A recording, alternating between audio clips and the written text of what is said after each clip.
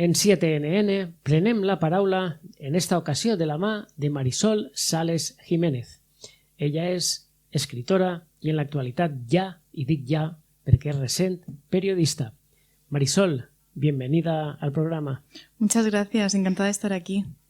Marisol, hace pocos meses que nos conocemos, pero bueno, ya la vez que te entrevisté, me causaste una gran impresión por todo lo que llevas dentro de tu mundo y bueno, pues nada, aquí estamos otra vez.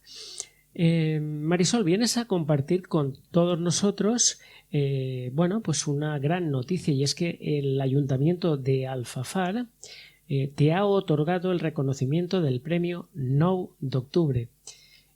Una chica tan joven como tú y un reconocimiento tan grande. ¿Qué opinas?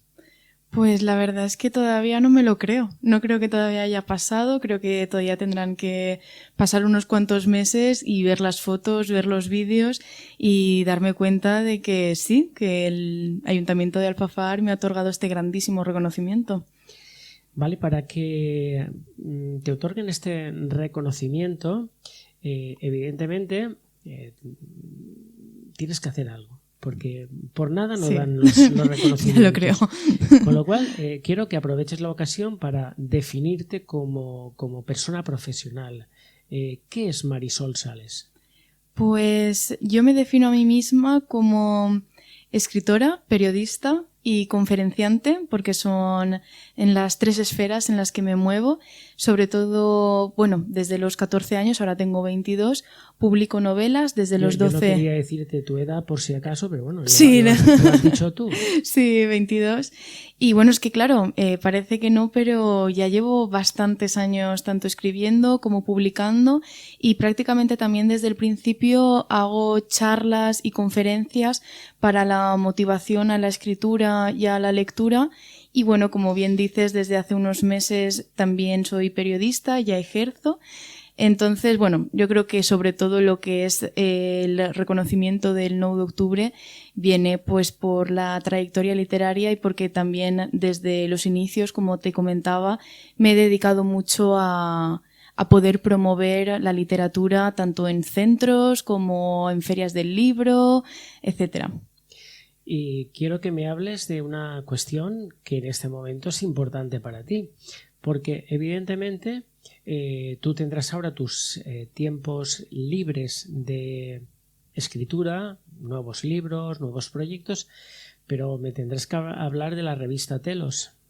Pues sí, la revista Telos es la grandísima novedad de este año, de este septiembre, porque, bueno, como estábamos comentando, desde junio que ya soy oficialmente periodista, aunque todavía me cuesta creerlo, porque, bueno, el oficio del periodismo se hace con los años, ¿no? Bueno, que te voy a contar a ti.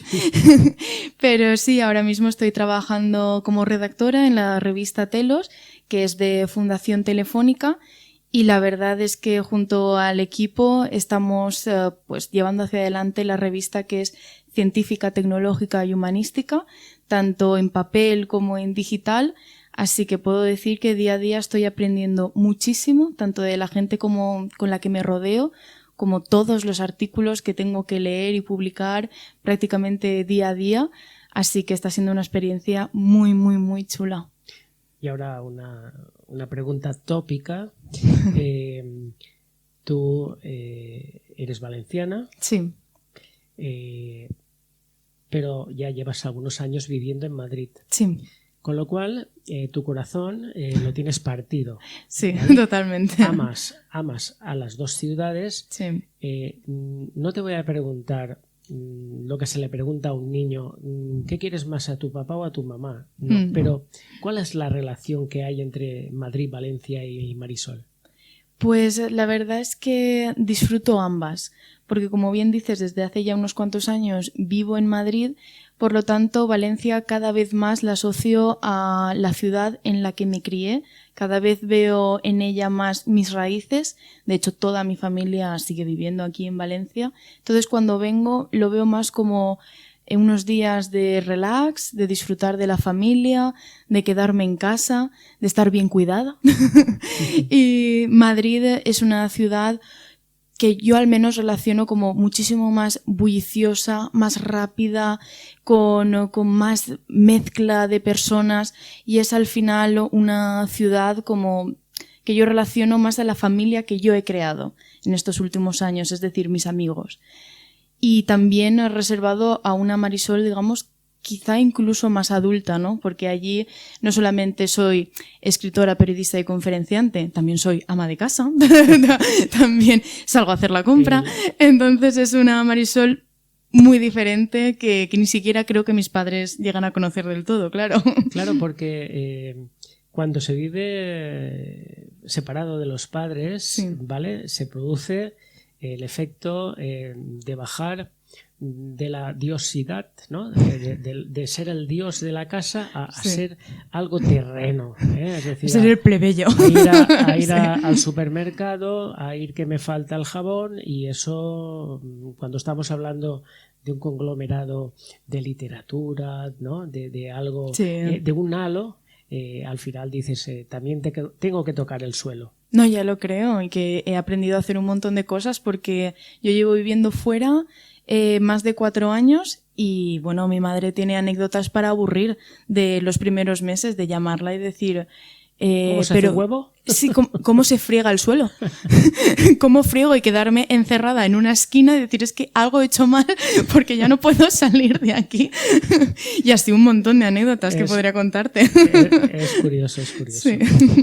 Pero para eso están las madres. Sí, ¿Vale? Para eso entre están otras las madres. cosas. Y los padres también. Sí. Bueno, vamos a hablar de literatura porque tenemos aquí, pues, tus hijos, ¿vale? Sí. Tus hijos.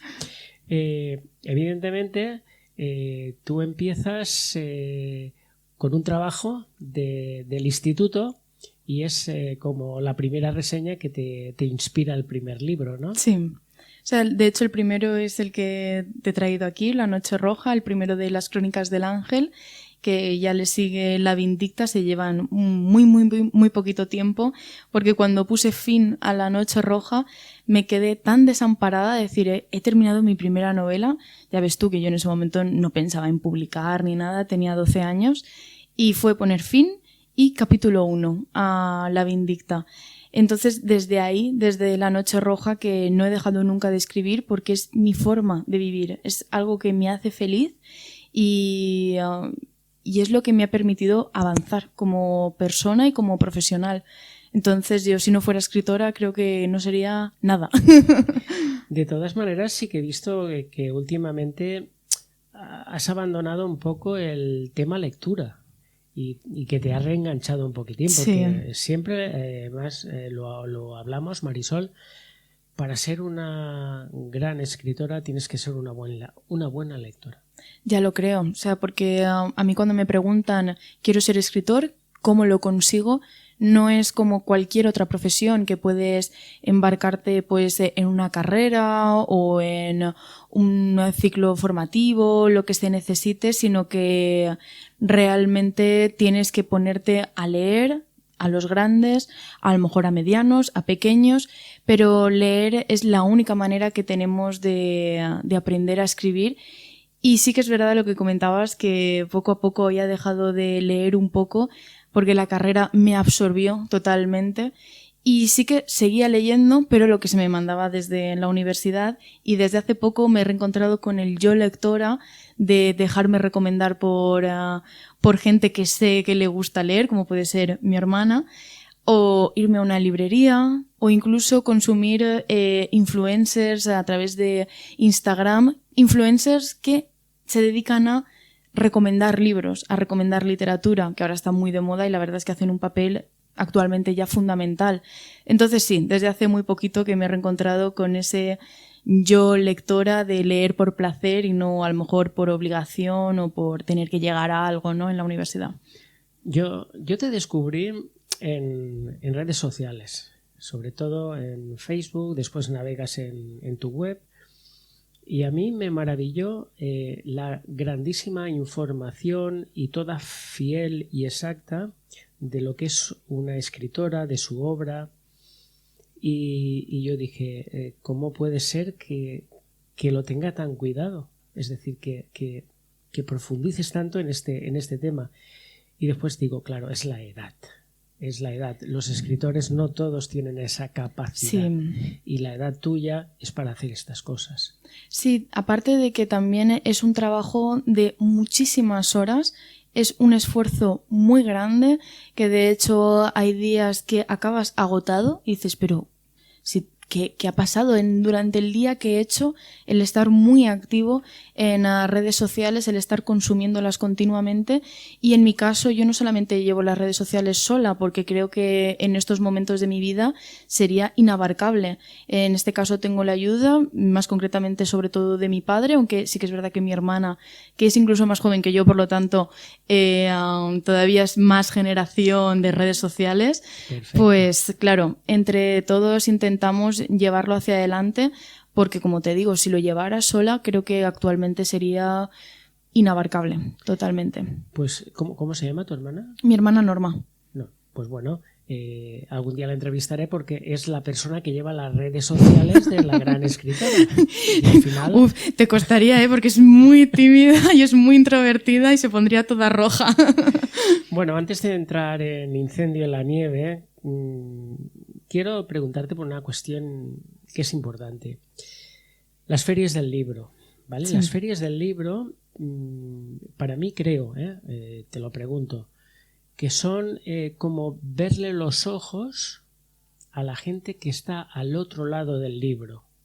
Sí. Los conoces físicamente y los de alguna intuyes y luego quieren hacerse fotos con el escritor, quieren que les dediques el libro. Eso quizás sea ya la conexión final escritora-público, ¿no? Totalmente. Las ferias del libro se notó muchísimo en pandemia, cuando en confinamiento sobre todo se detuvo absolutamente todo.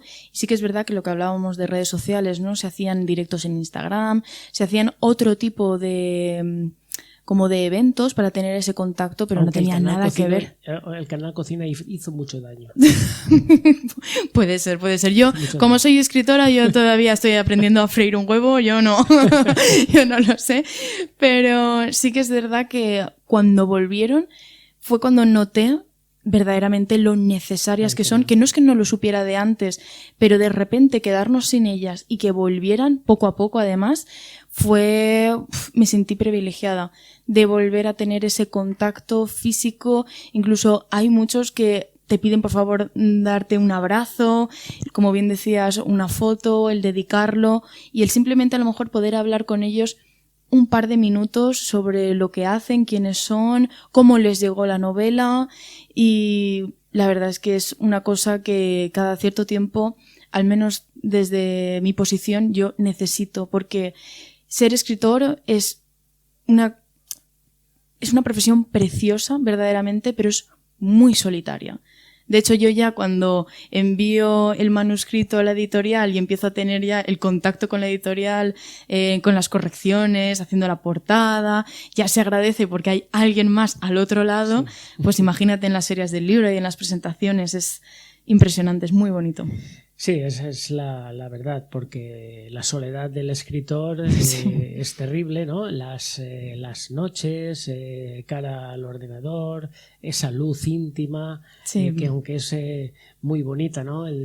Entras en tu mundo. Correcto, pero no deja de estar sí, solitario. Te puedes llegar a aislar mucho. Y quizás demasiado. Sí, de hecho, cuando escribía sobre todo La Noche Roja y La Vindicta, tuve mucho esa faceta de aislarme muchísimo y no salir por las tardes. O sea, tenía 12, 13 años y yo no salía al parque, yo me quedaba escribiendo porque se había convertido en mi mundo y es muy adictivo además. Bueno, y un buen día llega Pablo. Sí. Pablo es el protagonista de un cuento infantil. ¿Qué hay en La Chistera? Es decir, no haces novelas, haces otro tipo de literatura. ¿Y qué es que hay en La Chistera? Pues que hay en La Chistera es, de manera personal, te contestaría que es una grandísima aventura en la que sigo embarcada, por supuesto. Y que hay en la chistera es mi cuento, mi único cuento infantil, porque está dedicado a los prelectores de 3 a 6 años, editado por Ediciones Llum de Lluna, de aquí de La Terreta, y está todo en mayúsculas. Y bueno, la historia de Pablo es un niño de 4 años que le acaban de regalar un juego de magia, y él, para ser un gran mago, usa a su gatita Kissy, que bueno, como bien sabe muchísima gente, Kissy es un personaje real, es mi gata. Y claro, pues mete a su gatita dentro de la chistera y dice las palabras mágicas, chupiplas, plis, plas. Y Kissy ha desaparecido. ¿Qué pasa? Que Pablo no sabe el hechizo para traerla de vuelta.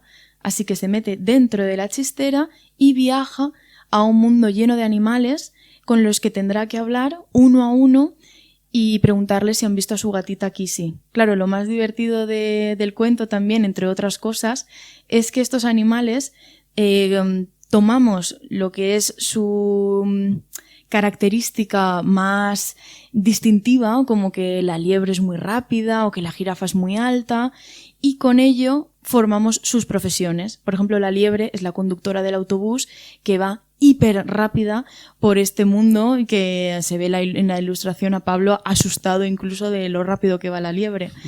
Entonces, la verdad es que es un cuento que ha tenido una acogida muy bonita, que incluso recibimos fotos de otras Kissys y de otros niños, de otros Pablos con sus Kissys siendo grandes magos. Y la verdad es que, como bien decías, en las ferias del libro ya no es encontrarte con adolescentes e incluso adultos, es encontrarte con niños súper pequeños y poder verles la cara de la ilusión, de cómo se creen la historia, de cómo entran dentro de ella, que es muy bonito estar en ese proceso lector. Bueno, y llegamos al año 2020. Y en 2020 la editorial Algar edita Incendio en la nieve, que es como aquello de decir, vale, ya es mi libro. Sí. Cuéntanos Incendio en la nieve. Pues Incendio en la nieve es una novela que llevaba acompañándome en mi mente desde hacía muchísimos años, pero yo me daba cuenta que requería de muchos temas en los que yo tenía que ser más mayor, tenía que ser más madura y haber vivido más. Así que no fue hasta los 18 años que no tuve la valentía de embarcarme en esta novela autoconclusiva, no es una saga, en la que la protagonista, Seilin, se encuentra en un mundo postapocalíptico después de que un meteorito haya arrasado completamente con toda la Tierra, menos con un pequeño reducto que queda habitable, que es Liechtenstein, y allí las personas que logran sobrevivir a este gran impacto desarrolla temperaturas extremadamente frías o extremadamente calientes, tanto que si se tocan entre ellos se ocasionan una muerte mutua. Claro, tienen que separar fríos, calientes y un muro en medio con la promesa de que jamás volverán a tener contacto entre ellos. Y nos situamos con Seilin en la parte fría, en la que ella, sin saberlo, vive en una dictadura tecnológica en la que nada más nacer ella ya sabe quién va a ser su pareja, a qué se va a dedicar, dónde va a vivir. Todo está planeado para ella. Y esto le parece bien porque es así como la han criado, hasta que aparece Aidan, que es un chico de la otra parte del muro, que claro, no voy a hacer spoiler de cómo es que llegan a conocerse. No, tienen que leer el libro. Claro, aparte es una parte muy chula de leer sin spoilers, ¿no? Y claro, será la excusa esta historia de amor a priori imposible, porque no se pueden tocar, será la excusa para hablar de muchísimos temas que están de completa actualidad, como puede ser el cambio climático, la comunidad LGTB, la búsqueda de quién quiero ser, a dónde voy, porque claro, además me pilló en una edad como muy... ¿Y ahora qué? ¿No? Después de selectividad, empezando la carrera, todo. Aquello que los padres llamamos la edad del pavo. Bueno, yo creo, según dicen mis padres, no he pasado por la edad del pavo, aunque esto ya te digo que habría que preguntárselo a ellos, pero sí, un poco esa época más existencial de ¿a dónde voy? Y eso creo que lo recoge muy bien y por eso está teniendo también muy buena acogida, aparte de la historia fantástica y la historia de amor. En Seilin vemos mucho la búsqueda de qué es lo que me gusta y también la certeza de que no te van a dejar hacerlo por el mundo en el que se ha criado. Un libro lleno de fantasía, sí, de imaginación, pero un libro que viene precedido de una idea, porque tú te inspiras en un anuncio de televisión Sí. que parece ser que no mucha gente no recuerda. No, de hecho creo que no he hablado con nadie que recuerde ese anuncio. De hecho, me costó muchísimos meses encontrar el anuncio. Por fin lo tengo guardado, se lo he pasado a un montón de gente para no perderlo, porque es muy bonito ver los inicios de Incendio en la Nieve en un anuncio de café, en el que los personajes, los actores, ¿no?, están en un mundo, pues eso, totalmente arrasado, en el que a una parte es un glaciar y en la otra sería más un terreno volcánico. Y hay personajes que pertenecen a esta parte de fuego y otros a la parte de hielo. Y el anuncio es como si estuvieran jugando a un deporte un poco inventado, con una pelota que se va transformando del frío al calor, y la cuestión es que ellos nunca se tocan. Incluso al final, cuando los dos personajes antagonistas se ven las caras, nunca llegan a tocarse, y acaba mostrando el café, que es una fusión de frío y calor, pero de ahí sí, de ahí nace toda la idea inicial. Cualquier cosa puede inspirar a un artista que esté despierto. Claro, del menor detalle puede salir ya la inspiración, aunque la inspiración te tiene que pillar sentado trabajando. Sí, y muy atento y muy despierto a poder recibirla, porque si no pasa todo por delante de ti y no te das cuenta. Muy bien, pues Marisol Sales Jiménez, porque hay que decir todos los apellidos. Sí, sí. Muchas gracias por haber compartido una vez más esta charla. Ya desvelaremos en su momento el nuevo libro, el nuevo trabajo. Ya vendrás con él cuando esté impreso. Y nada, desearte muchos éxitos en Madrid, en la revista, trabajando de periodista, y sobre todo agradecerte tu presencia aquí y desearte lo mejor en tu carrera, y felicitarte por este nombramiento, este reconocimiento que te ha ofrecido Alfafar. Así que muchas felicidades, Marisol. Y a todos ustedes, decirles que si quieren fantasía, si quieren ilusión, si quieren saber lo que hay en la chistera, solamente tienen que descubrir los libros de Marisol.